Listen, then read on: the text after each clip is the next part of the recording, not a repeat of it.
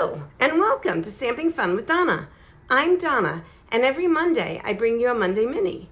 A Monday Mini is a card that you can make when you're running out the door and need to make something quickly. There are times that all of us prefer to make more intricate cards and to spend more time on it, but there are also times we all go, oh shoot, I did not make a card yet and I need to make one for where I'm going. So that's what Monday Mini is about. It's about making a card in about 10 minutes or less that you can take with you at any time. This is the one we're going to be making today. And you've seen the silly old bear paper. This is adorable paper. And if you are in a rush and you need to make something quickly, use designer series paper. Stampin' Up has absolutely gorgeous designer series paper that can be the star of the show, and it takes a lot of the work out, so it ends up being a lot faster. So we're going to make a card like this. Now, stay tuned till the very end, because I have some variations on this that I'm going to be showing you as well.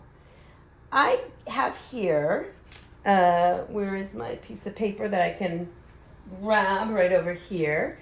A piece of basic beige for the card base. So what I'm going to do is bring in my Stampin' Up trimmer, and I'm going to place it here, and we are going to just cut it into a normal card base. So cut it at 5.5 down the center so that it's cut in half. Set one aside. Take one of the two pieces and fold it in half the opposite direction. This is how we usually make standard size A2 card bases in the United States. So there we go. Now, obviously, usually I use these as portrait more often than anything else, but this is a more horizontal card than a vertical card. So all you need to do is turn it, and it still works beautifully as a card, the same exact cut that you would do the other way. Now I'm going to go ahead and make a couple more cuts on this. We need to cut away these sides so that they open separately from the middle, right? So what we're going to do is make cuts that are 1¼ inch wide. So if I bring back the trimmer, I find that the easiest way to make this is to have already creased the card like I did, open it up, and lay it on the 1¼ inch mark on the right-hand side of the trimmer. You can use the right, you can use the left, but for this, I find it's easier if you use that side. Then we've got the crease already that we can see. We move the cutting blade all the way down to where the crease is, and you can see it and make sure you're in the right spot. Push down and then slide to the end. And there you go. We have a beautiful, beautiful cut that isn't too deep or it doesn't go too far. It doesn't not go in far enough. Now I'm going to do the same on the other side. Put this back on the 1¼ I turned it over so I could still use the right side of the trimmer. But either way you can do it. Again, you can still see where the crease is. Put the cutting blade right where the crease is and pull down. And there you go. We have the 3 pieces that we need that are going to open like this. I'm going to put the trimmer aside. I'm not sure if we're done with it yet. We may not be, but I'm going to put it aside for now. Now, I also need the 3 pieces that go across here. And I got kind of excited, and I already cut them. And I thought, oh no, I've cut them already, and I wanted to show you how to do that. So I'm just going to pretend for a second that I didn't and bring them back here.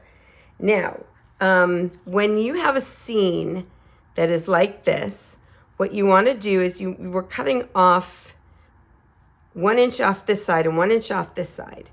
This piece in the middle needs to be 3 and 3.5, I believe. Nope, this in the middle is 2 3/4. Sorry about that. So you need 2 3/4 and 1 inch here and 1 inch here. So you need 4 3/4 by 4 inches to start with. Then you cut off 1 inch here and cut off 1 inch here. You want to make sure that you keep it in order so that you can see that it's that everything is together. Like if you put it this way, that doesn't look right. So you want to make sure you keep your scene together, assuming that it has some sort of a scene. Okay, so we're going to bring this back. The next thing we're going to want to do is to glue Pooh Bear, or glue the middle piece, I guess I should say, into the middle. right on top of the outside of the card. We need to get that in place before we go anything further. Let me go ahead and I put some liquid glue. You know, liquid glue is my favorite. It's what I always use if I can, because I find it's easier to slip things into place. So it gives you just a minute. Liquid glue sets permanently, but not immediately. So it gives you a second or two so you can move it around a little bit. And there's that piece. Now the next thing we are going to want to do is to glue on the middle piece. And the reason we want to glue on the middle piece is we don't want to see it over here and we don't want to see the seam over here. So we're going to glue it across the middle, and then we're going to put the seam on top of it so you won't be able to see it at all. So let me see what size this is. This looks like the right size. Let me check. I had some different pieces of paper already cut. What is this? Yes. So you want this one to be 1 inch by 4 1/4 inches. It can be a little longer, it can be a little shorter. You just want to make sure it goes underneath your designer series paper. What I like to do here is to figure out where I'm going to want to put the piece that goes across. And I think I want it here because I don't want to cut off Pooh's head. And I don't want it to get any higher, and I definitely want to be able to see that whole Pooh right there. You can put it anywhere you want. Some of them are lower, some of them are higher. So I want to put it here. So what I want to do then is to put some liquid glue on each of the 2 side pieces that I've cut, just on that piece, just a little bit on the edge. That way I can take my piece that I have cut here and I can lay it on. And like I said, I can move it just a little bit if I need to, and just lay it across for a second. And now it's all glued together. So now you have the top piece you pull away, and then the second piece you pull away. So now what we're going to do is put this highlights on here. What are those things? I think they're called highlights. They might be skylights on the side of doors. There's something like that. So think of it as something along those lines. What I'm going to do here is put some liquid glue on the back, again, of the seam, and place the seam right here to cover up the piece that goes across. Make sure it's about the same top and bottom as the other piece you had there. And then I'm going to put it in the middle, side to side of this piece. I think that's a little bit too close there. Let me move it around. There we go. That's what I mean by you have a little bit of time to get it done. Also, with liquid glue, you don't have to put a lot of glue on. It sticks permanently, but you don't have to put a lot of glue on to get that permanence. Now I'm going to go ahead and take this one and stick it on this side. Okay, there we go. Make sure it looks good.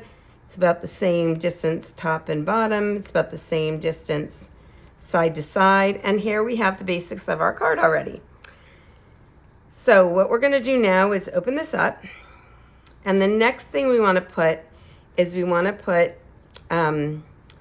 for this one, because I had a dark color, so I put a piece of white on here so that you could write.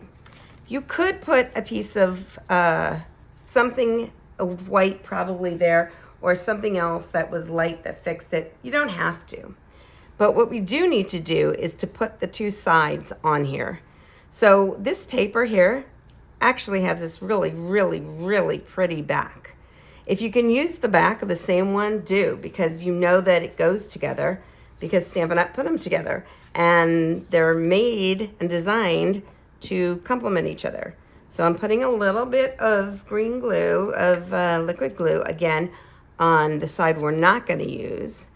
And then I'm going to go ahead and place it underneath the strip on the right. Now it should be right about the same distance left to right and top and bottom as the strip on the right. So all I need to do is to get it even within the parameters of the strip on top. And I'm going to do the same thing on the other side. Put some liquid glue on it, pick it up, and then just go ahead and place it on the other side underneath the side on the left, making sure it's about the same distance left to right, and making sure it's about the same distance up and down as the other strip. And I think we are good there. I don't think we need to put a piece in the middle to write on, but let's see if we have a piece, how that would look. Actually, I kind of like it because this plaid pattern has white in it. So we will go ahead and do that and put a piece of white here. I'm just, again, gonna cut it to be the same size as the designer series paper that goes on the front. So it's 2 3/4. Is that right? Is it 2 3/4 inches wide and 4 1/4 inches up and down. So let me go ahead and put the up and down piece. There we go. So that's 4 1/4 inches. And now 2 3/4 inches side to side. There we go. And we're gonna go ahead and put the trimmer aside, at least for now. Sometimes I end up bringing it back. You never know.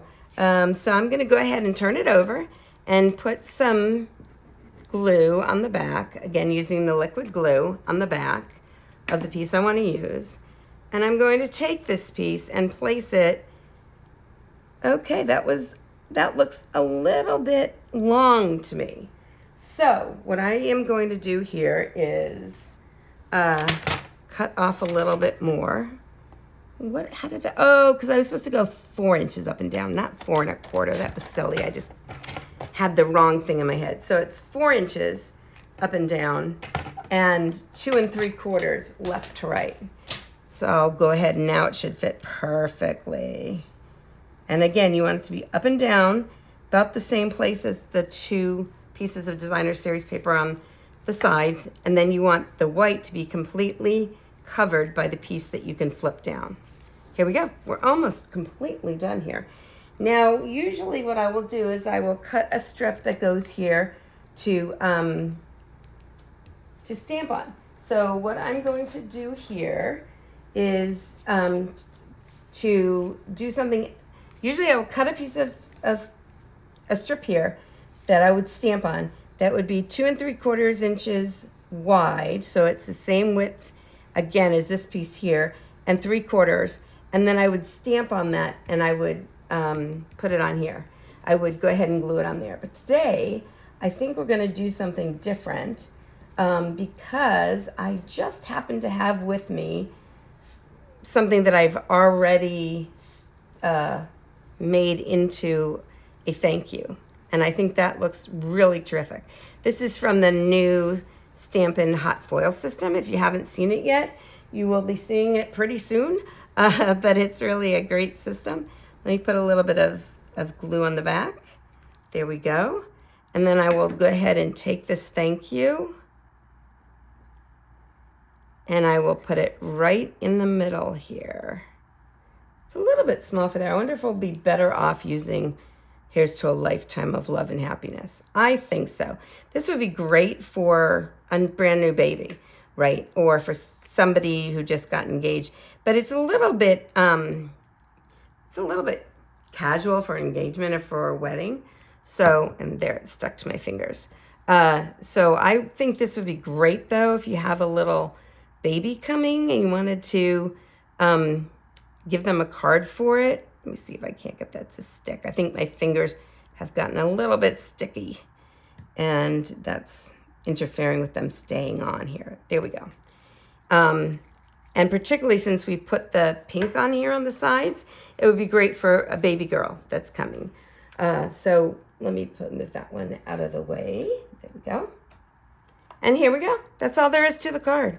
Super, super easy. Oh, I was going to put some antique pearls on it as well. So let me go ahead and pull those out.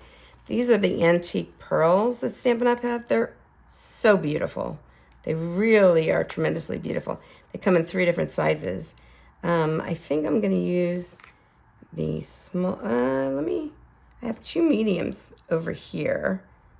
And then I'll go ahead and put a small on this side. There we go. Okay, so that's the card. That's all there is to it. You open it up like this. You open it up again. There's a spot to write your note. and you're done with it. It shouldn't take you very long to do that at all. I did promise you some alternatives, so I wanted to show you a couple. This is one where I've used the outside is in a brighter color, and when I did the piece that goes horizontally across, I did it in the same color as that, like we did, but then I put a piece of white on top of it, and I stamped, before I put the white on top of it, I stamped it. Here I used You Make the World a Better Place, and then we go ahead and lift this up, and I used, again, this is the back side of this same paper, and then there's our spot to write. So that's another one that using the Moonlight Flora paper. And here's a third one. I want to show you this one. This one is a scene. This is a paper that is old. We don't carry this anymore. I happen to be out of this, the Stampin' Up! Scenic, the 6x6 Scenic paper, but that would work perfectly here. And I wanted to show you if it was more like a flowing scene, how that would look. And then I put Sending Punches of Love. Again, you pick that up. And on the inside, instead of using the back side of this paper, which I thought was fine, but it wasn't as cute as the other ones, I went ahead and I used embossing folder. I used the Plaid Forever embossing folder on the sides for the two highlights. And then you open it up and it looks like that. So that's what I have for you today. I hope you enjoyed this. I hope you can make this card and let me know how it goes if you do. And I hope you have a lot of fun.